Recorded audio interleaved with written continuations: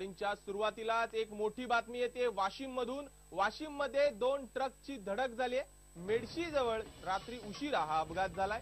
दोन्ही ट्रकला या धडकेनंतर भीषण आग लागली। दोन्ही ट्रकमध्ये कापूस भरलेला होता। आग लागल्यानंतर आग विझवण्याचे प्रयत्न सुरू होते। अधिक माहिती जाणून घेणार आहोत आमचे प्रतिनिधी पांडुरंग इथापे यांच्याकडून। पांडुरंग, काय सांगाल, नेमका हा अपघात काय झालाय, सध्याची परिस्थिती काय आहे?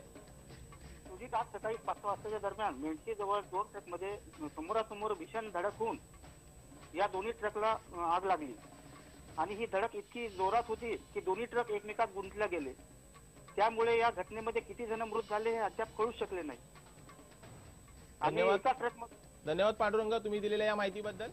आपण पाहत होतो आमचे प्रतिनिधी पांडुरंग इथापे हे माहिती देत होते।